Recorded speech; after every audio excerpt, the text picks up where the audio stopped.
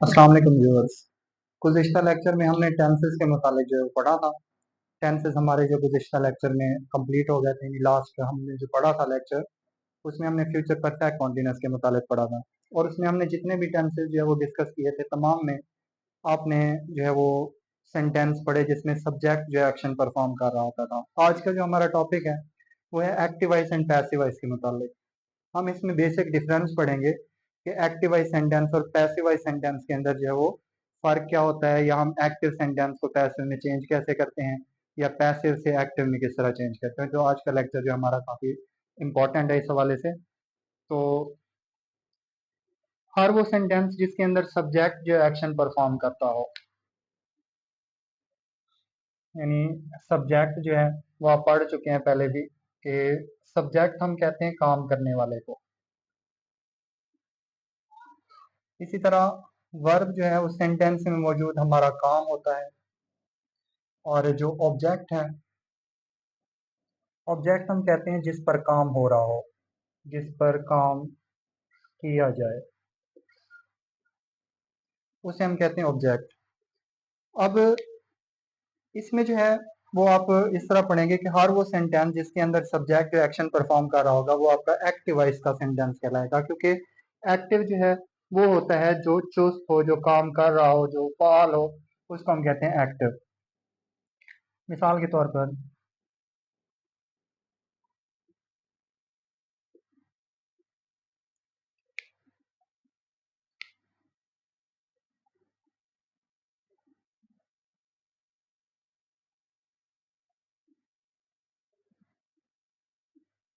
अब इस सेंटेंस के अंदर देखें तो आपको काम करने वाला जो है वो नजर आ रहा है कि ही इज प्लेइंग मैच, वो मैच खेल रहा है। तो इसके अंदर ही जो है ये आपका क्या कहलाएगा, सब्जेक्ट कहलाएगा। तो क्योंकि इसमें एक्शन जो है वो सब्जेक्ट परफॉर्म कर रहा है, इसलिए हम इसको जो है वो एक्टिवाइज कहेंगे। इसी तरह पैसिवाइज का सेंटेंस वो होता है जिसमें सब्जेक्ट एक्शन परफॉर्म नहीं कर रहा होता। मिसाल के तौर पर अगर हम पैसिव की बात करते हैं,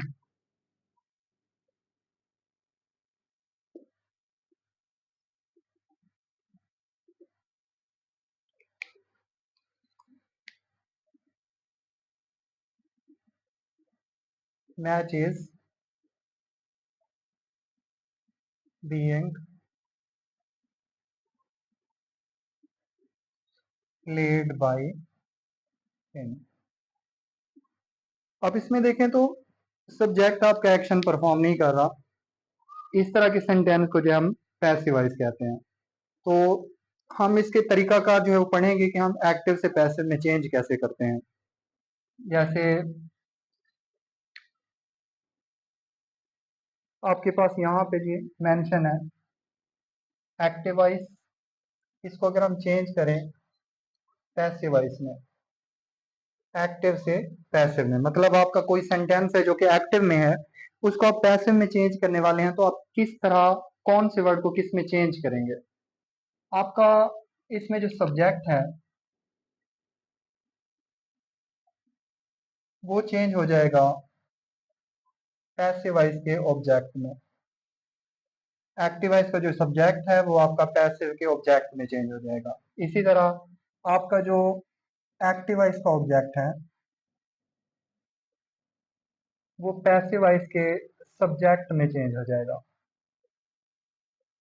और वर्ब, एक्टिवाइज का जो वर्ब है एनी फॉर्म, चाहे वो किसी भी फॉर्म में हो, आपने वर्ब की फॉर्म्स पढ़ी हैं, फर्स्ट सेकंड थर्ड फोर्थ, किसी भी फॉर्म में पाया जाता है एक्टिव का सेंटेंस। जब आप उसको चेंज करेंगे पैसिव में, तो उसकी सिर्फ और सिर्फ आपने वर्ब की थर्ड फॉर्म मेंशन करनी है, जिसको हम पास्ट पार्टिसिपल फॉर्म कहते हैं। ठीक है, दोबारा देखें। एक्टिवाइज सेंटेंस का जो सब्जेक्ट होगा वो आप पैसिव जब बनाएंगे तो उसके ऑब्जेक्ट में चेंज कर देंगे। जो एक्टिवाइज का ऑब्जेक्ट होगा वो आपने पैसिव के सब्जेक्ट में चेंज करना है।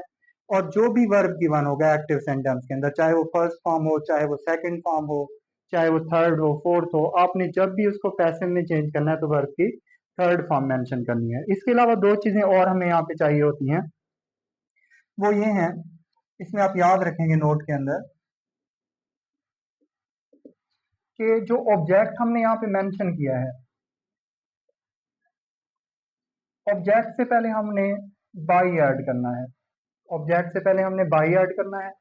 इसके अलावा हमने जो वर्ब है, वर्ब से पहले आपने हेल्पिंग वर्ब मेंशन करना है।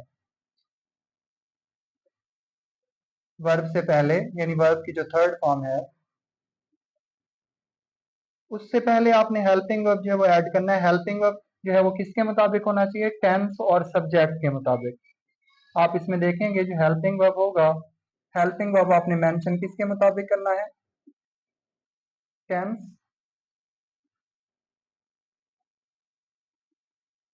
एंड सब्जेक्ट के अकॉर्डिंग। ठीक है, हेल्पिंग वर्ब आपका होगा अकॉर्डिंग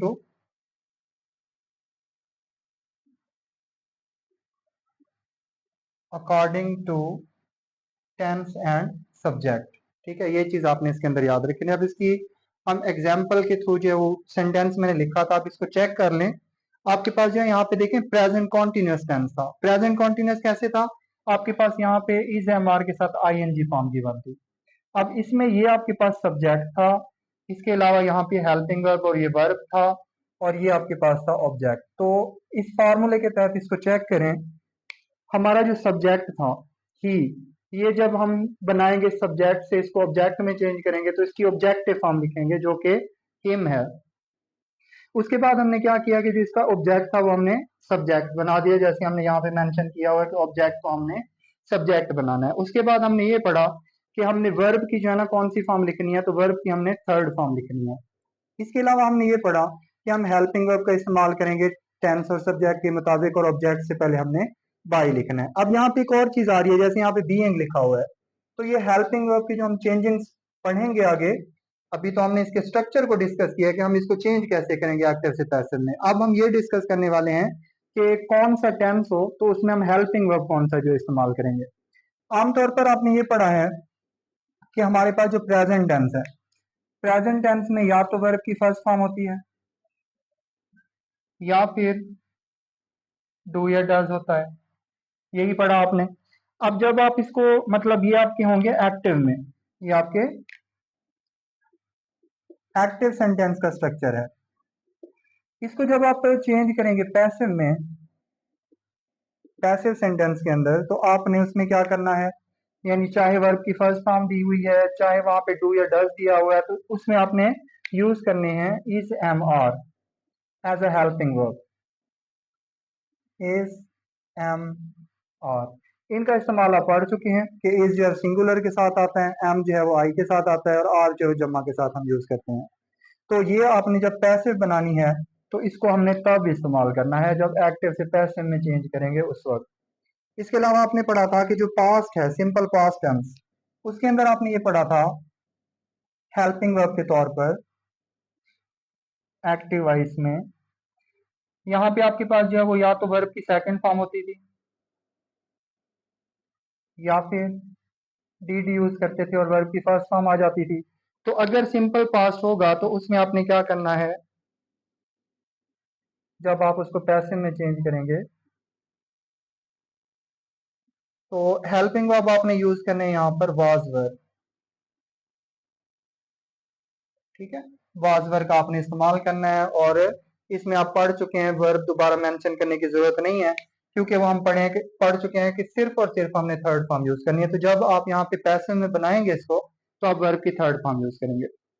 ठीक है, अब इसके अलावा हमारे पास जो है ना वो स्ट्रक्चर है बेसिक, जिस तरह मैंने यहाँ पे आपको लिख कर भी दिया है, तो इसको हम एरो से इस तरह शो कर सकते हैं कि हमारे पास यहाँ पे दिया हुआ है सब्जेक्ट वर्ब ऑब्जेक्ट, आमतौर पर ये चीज दी हुई होती है। अब इसको हमने ये करना है कि जो सब्जेक्ट है ना इसको हमने बनाना है ऑब्जेक्ट। ठीक है, तो सब्जेक्ट की हम ऑब्जेक्टिव फॉर्म लिखेंगे। इसके अलावा ऑब्जेक्ट फॉर्म बनाएंगे सब्जेक्ट, तो जो ऑब्जेक्ट दिया होगा उसकी हमने ऑब्जेक्टिव फॉर्म लिखनी है, और जो वर्ब है उसकी हमने यहाँ पे थर्ड फॉर्म लिखनी है। तो इसका बेसिक स्ट्रक्चर जो हमने इसके अंदर पढ़ा ये है। हमने एक्टिव और पैसिव का जो है वो इंट्रोडक्शन पढ़ा कि एक्टिव और पैसिव सेंटेंस जो उसमें फर्क क्या होता है। इसके अलावा हमने ये पढ़ा इसके अंदर कि सब्जेक्ट जो है वो क्या होता है, काम करने वाला, वर्ब उसमें मौजूद काम, ऑब्जेक्ट जिस पर काम किया जा रहा होता है।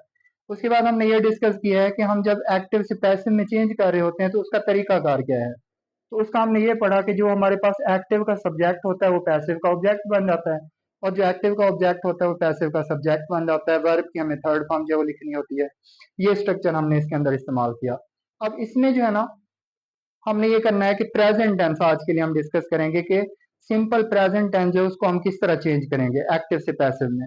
तो उसके लिए आप याद रखें, जैसे हमारे पास यहाँ पे सेंटेंस है कि यू प्ले मैच।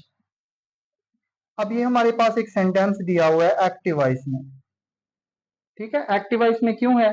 क्योंकि देखें इसका सब्जेक्ट काम कर रहा है, इसलिए आपका एक्टिव वॉइस है। जब आप इसको पैसिव में चेंज करेंगे तो याद रखें कि हमारा जो स्ट्रक्चर है ना ये फॉलो करना है हमने। तो इसमें हमारे पास जो है जो सब्जेक्ट दिया हुआ है ये ऑब्जेक्ट बनेगा, और जो ऑब्जेक्ट यहाँ पर दिया हुआ है मैच वो आपका क्या बन जाएगा? सब्जेक्ट। तो ये सेंटेंस बनेगा आपके पास मैच।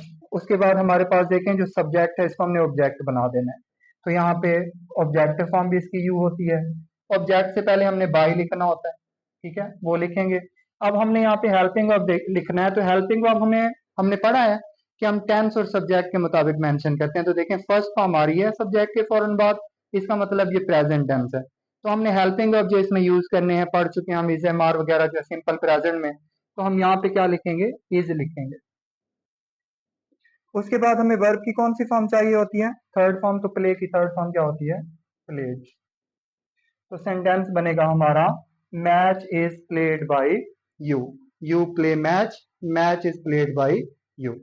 तो ये था हमारा आज का लेक्चर जिसमें हमने ये डिस्कस किया कि एक्टिव सेंटेंस और पैसिव सेंटेंस क्या होते हैं, इनकी पहचान क्या होती है और इसको हमने किस तरह चेंज करना होता है। अगर आपको ये वीडियो अच्छी लगी हो, पसंद आई हो, तो इसको लाइक और शेयर करना ना भूलें। Thank you so much.